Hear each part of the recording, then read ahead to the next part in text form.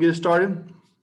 Sure, thanks. Eric, I'm kind of curious, you played in the late 80s and grew up in the 80s. What do you remember about Eddie Sutton's teams from afar?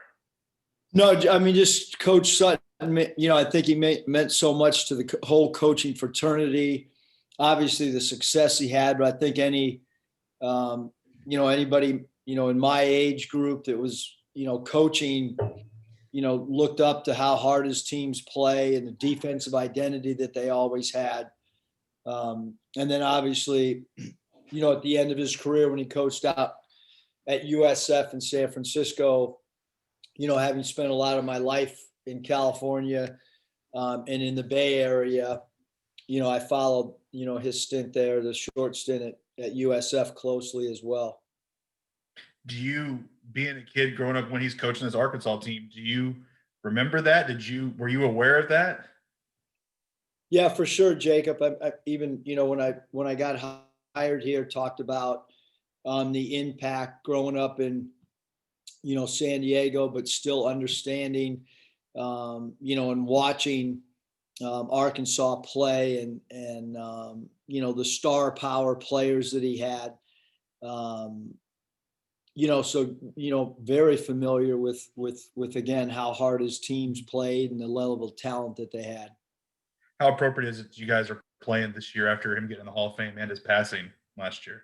That you and OSU were Yeah, I playing? mean, I think it's two programs that he had such a huge impact on, and obviously our practice court's named after him now, and I think it's it's two good basketball teams playing each other, and to have Coach Sutton,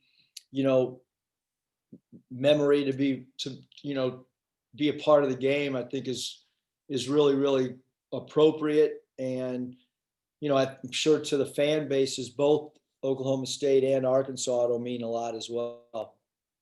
Thanks, Eric. Thanks, Jacob.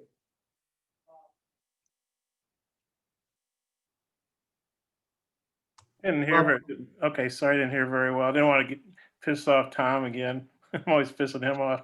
But Eric, what kind of season would you say Moses has had? And what's your take on Cade Cunningham? And obviously, there's been a lot of hype about this game because those guys were teammates.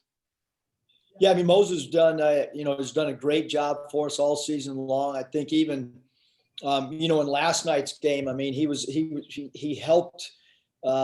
Even though he was an off night for him, I thought he helped us. I mean, he's a decoy for us. He changes the geometry on the floor for us. I mean, it's almost like, when he wasn't scoring, he's like, almost like a quarterback that's running a screen play and not, or we're calling an audible at the end of a play just because he's such a focal point for us. But he opens up the game for everybody else.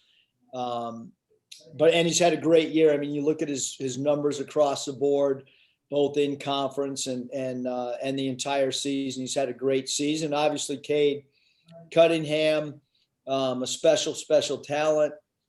His court vision, his strength, his size, his ability to shoot the three ball.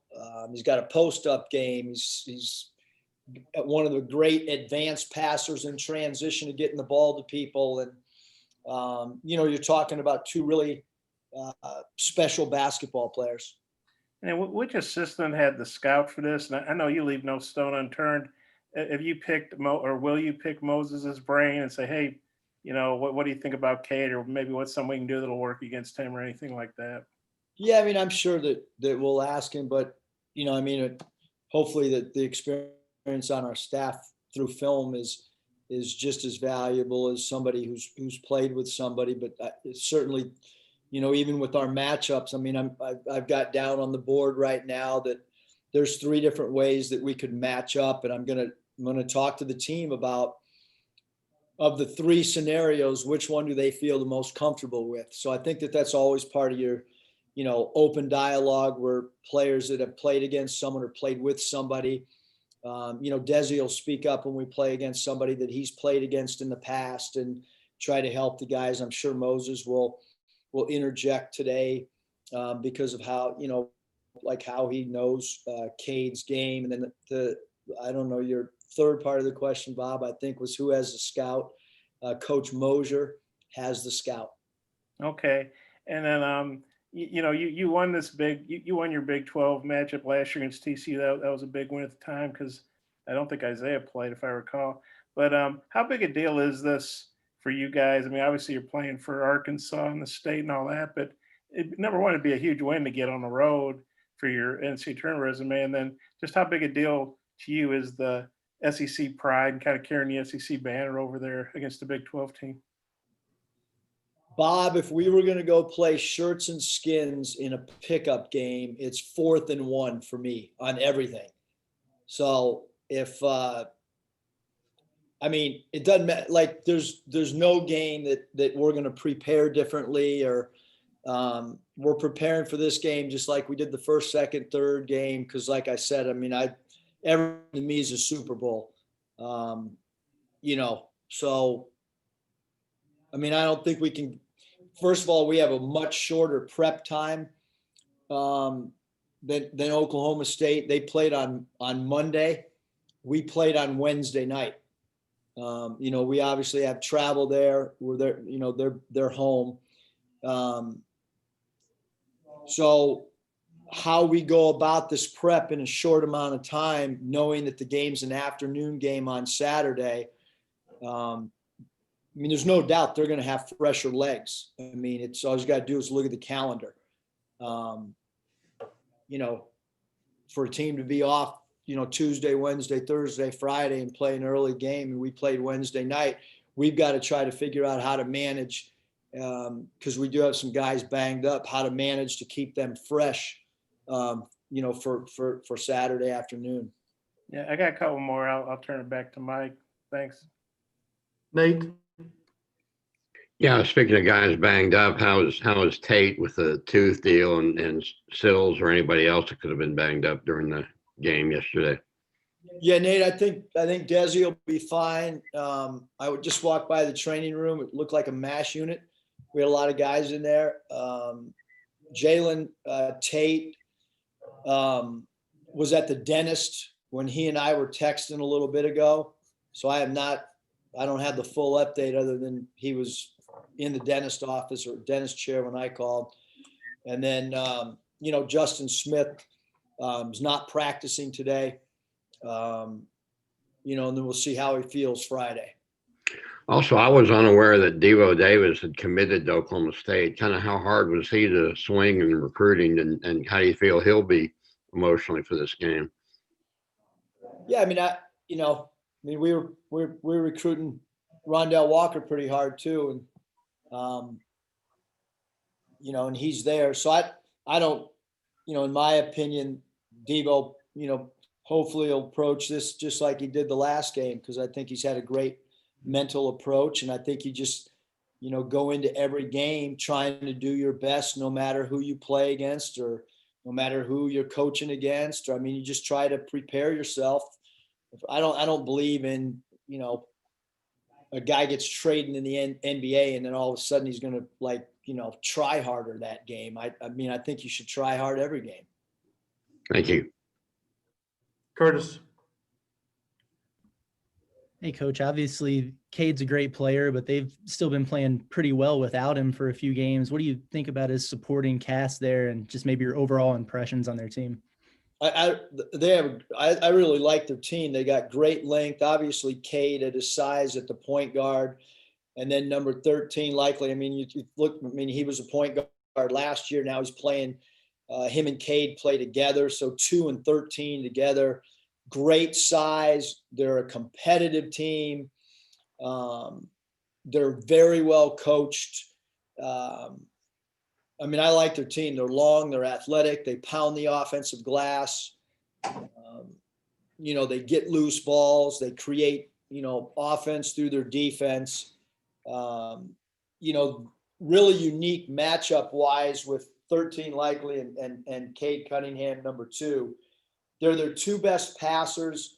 And they, you look at 13, he leads the team in assists and rebounds. That just doesn't happen very often. And, defensively, you can never relax against those two guys under any circumstance. They got good post-up players. Again, both guards, 13 and 2 can post up. 22 is a good post-up player, Boone. And then they have three-point shooters with Cade Cunningham and Williams, number 14, and number 5, Rondell Walker, can all make threes. Scotty. Hey, Coach, you mentioned last night that you and JD have had a lot of conversations and you sent him tape just about shot selection, decision making. How do you feel like he's taken that feedback, and has there been a little bit of tough love trying to get him to play on that plane that you want him on? Yeah, I mean, I think he's getting better, but still has room to grow in his shot selection. He's got to improve his shooting percentage for sure. But having said that, he puts a lot of pressure on the defense. When we're trying to space both vertically and horizontally from a spacing standpoint, he's important for us. But the one thing that we continually talk to him about is just like, quote unquote, how do you activate your teammates? Is an important part of his, evolving as a guard and a lead guard. And then kind of learning, your teammates' patterns on where they cut and maybe to anticipate on some of your passes as well. Hutch. Yeah, Coach, Moses, whenever he's had a few like off shooting nights and everything, he's usually bounced back and had 24, 25 points the next game. What's that say about him, especially considering he's a freshman? Yeah, I mean, I just think, it's hard for Moses to have, consecutive bad games because he's a good player. I didn't think he played bad last night. I thought that, he got in foul trouble and, I thought their defense did a good job. I thought he did a good job of respecting the defense and not trying to force things. And, Oklahoma State's really good defensively. I mean, they're long and their guards block shots, which is unique. It's not often that you see the opposing team's guards as good shot blockers, but that is the case. But I think the big, just Moses just got to do what everybody else needs to do, which is continue to approach the game one game at a time. And when you have a good game, put it behind you. And if you have a game that you'd like to play a little bit better, put that behind you as well. Because again, you're getting 2 games a week and you got to have short memory. Marshall. Yeah, Coach, you spoke about Devontae Davis a little bit earlier. Kind of I think he was committed to Oklahoma State whenever you actually got hired. What do you remember about his recruitment as it pertains to Oklahoma State, and then ultimately getting him to stay home? Yeah, I think, really, Marshall, like his committing to Oklahoma State or whatever, like I don't know. I was at Nevada. I wasn't. So I can't comment on that at all. When he opened his recruitment back up, we got on the phone and we started recruiting him. And, I think that at least, from my initial conversations with Devo, it seemed like he was really excited to become a Razorback player and that it was really important to him. And, when I went and saw him and actually, I didn't offer him a scholarship until I did it face to face. And, the excitement in his families, there was people that teared up and I could tell how powerful it was. It was an eye-opening experience for me to offer a scholarship to an in-state player and see family members actually come to tears. It was really powerful for me to see for sure. You mentioned you guys recruited Rondell pretty heavily. I think Oklahoma State also recruited Jalen pretty heavily for a time. Outside of the SEC, is this kind of a program that you maybe recruit against the most so far? Yeah, I think. I just think geographically, that really, Marshall, geographically, we're gonna, probably recruit some guys that Oklahoma recruits, and probably some guys that Oklahoma State recruits, and maybe a few of the Texas schools, and then in our own conference, we seem to, 3 or 4 of the programs, seem to be recruiting the same guys as well. So, yeah, I think that that's probably, very true statement. I appreciate it. Rich. Hey, Coach, Rich Hollenberg, ESPN. A lot of coaches always say when they take a job, I got to build a fence around my area. You obviously had a great recruiting class in state. Is there a common thread, or what can you tell me that I could relay to the viewing audience about what are some ties that bind players who come from Arkansas? I think, Rich, just there's a unique state pride. The Razorbacks are the pro, whether it's Razorback baseball, whether it's Razorback football, Razorback basketball. I just think, Rich, it's really unique. The pride that, surrounding the state borders and it's it's well before I got here, and it'll be well after I'm here. As they're growing up, I mean, this is who they're rooting for. These are they're wearing Razorback t-shirts and Razorback hoodies to school. And,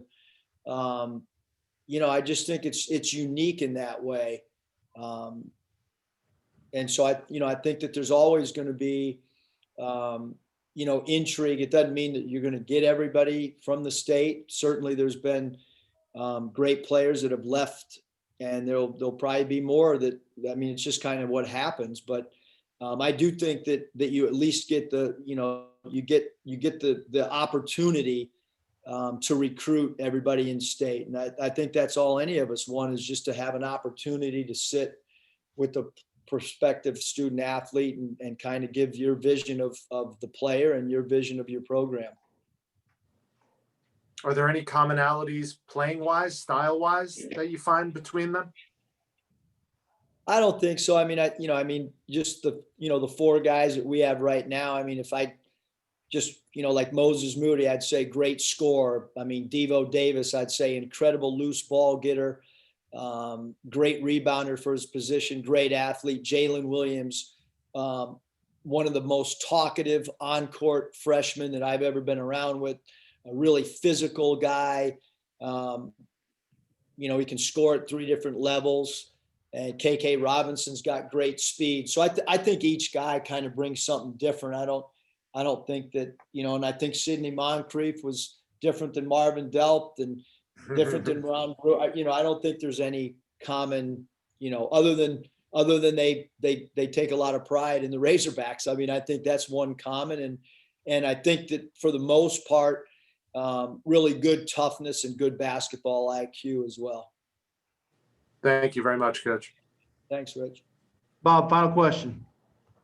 Yeah, Eric, I was wondering if you've ever been to Gallagher, Iowa. It's obviously an historical place, and kind of and I know it won't obviously be the normal crowd. What are your thoughts about playing there? And have you ever played there before? Never played there before, Bob. Are you looking forward to it? I've coached Madison Square Garden and Staples.